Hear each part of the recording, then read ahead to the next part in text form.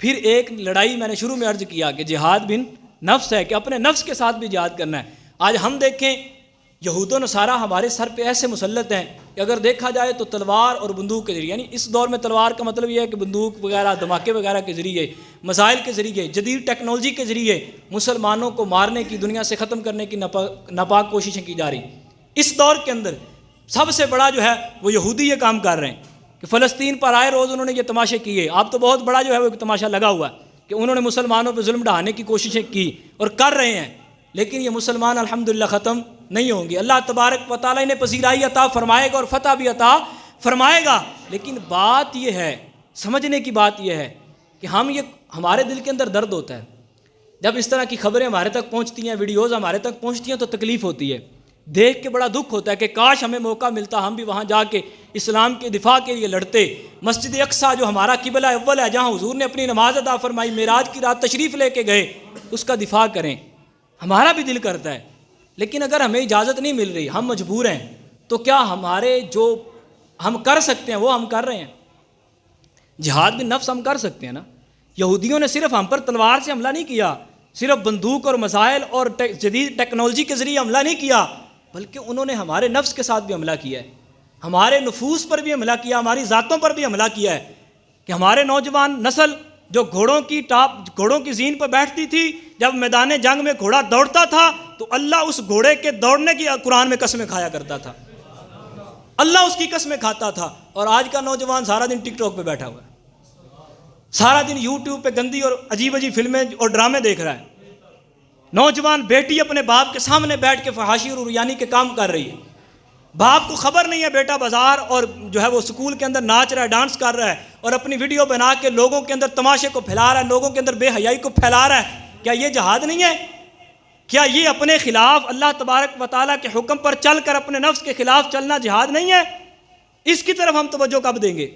اس کی طرف ہم کب چلیں گے کہ ہماری اولاد، بلکہ ہم خود کے اندر ایسے نوجوان بیٹھے ہیں، یہاں پہ نوجوان تشریف فرمائے، میں اپنے اوپر غور کروں، آپ اپنے اوپر دیکھیں، کسی کی طرف نظر نہیں کریں بلکہ اپنے گریبان میں جھانک کے دیکھیں کہ ہمارے گھر کے اندر کیا ہو رہا ہے، میں خود کس راگ پہ چل رہا ہوں، میں کس راستے پہ جا رہا ہوں۔ یہ خود ہم اپنے بارے میں سوچیں کہ ہم اگر انٹرنیٹ کا یوز کرتے ہیں، موبائل کا یوز کرتے ہیں تو ہم کس طریقے سے کرتے ہیں، ہم کس راہ پر چل کر اس کا یوز کرتے ہیں، کس راہ پر چل کے اس کا جو ہے وہ استعمال کرتے ہیں۔ آج نوجوان بندہ ہے سارا دن بازار میں بیٹھ کے کام سے آیا، 8 گھنٹے 6 گھنٹے 12 گھنٹے ڈیوٹی کی، اس کے بعد 4 گھنٹے دوستوں میں بیٹھا، تو کوئی دین کی بات نہیں، کوئی اسلام کی بات نہیں، کوئی مذہب کی بات نہیں۔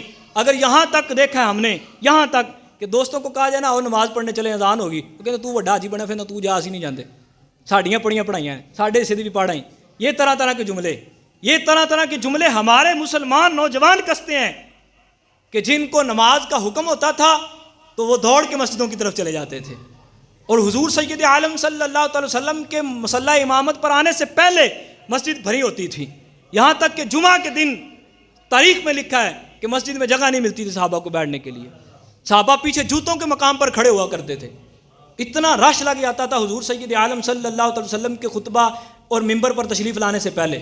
یہ مسلمانوں کو اس وقت عروج کے دن تھے تو یہ حال تھا۔ آج ہمارے زوال کے دن ہے تو حال اپنا دیکھ لیں، آج ہماری قوم کا حال دیکھ لیں۔ جہاد بال تلوار تو ہم کر نہیں سکتے، مجبور ہیں، جہاد بال نفس بھی ہم نہیں کر رہے، جس پر ہمارا کنٹرول ہے، جو ہم کر سکتے ہیں۔ کسی نے منع نہیں کیا کہ آپ نماز پڑھیں گے تو وزیر اعظم آ کے کہے گا بھی چل مسیتوں باہر ہو، ایسا تو نہیں ہوتا۔ کوئی فوجی آ کے کہے گا چل مسیتوں باہر نکل، تو ادھر کدھر آئے۔ کیا ہم داڑھی منہ پہ سجا لیں گے سنت کے مطابق، کل کو قبر میں جائیں گے تو حضور کو ہم کیا منہ دکھائیں گے اگر داڑھی ہمارے منہ پہ نہ ہوئی؟ حضور نے چہرہ پھیر لیا اور کہا کہ یہ تو میرا غلام ہی نہیں ہے، اس نے تو میرے غلاموں والا چہرہ ہی نہیں اپنایا، اس کا تو چہرہ ہی اس بندے والا ہے۔ اسلام کے اندر سب سے پہلے داڑھی کٹوانے والا یزید تھا، اور یزید کون تھا؟ سب کے سامنے آیا ہے۔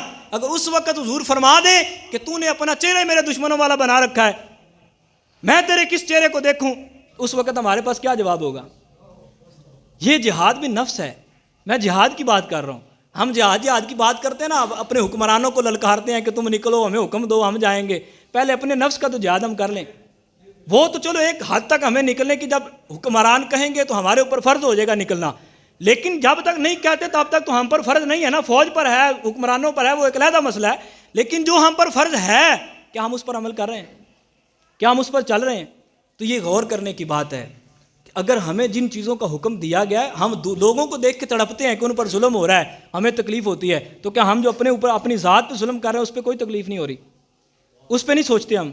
اس لیے میرے بھائی، جہاد کی ہم بات کر رہے ہیں تو جہاد صرف تلوار کے ساتھ لڑنا نہیں ہے، بلکہ اپنے نفس کے ساتھ جہاد کریں، اپنے نفس کو اللہ تبارک و تعالیٰ کے حکم پر چلائیں اور جو یہ کہتا ہے اس کے خلاف کریں، یہ بھی ایک جہاد ہے۔ اللہ تبارک و تعالیٰ ہمیں عمل کرنے کی توفیق عطا فرمائے۔ وآخر دعوانا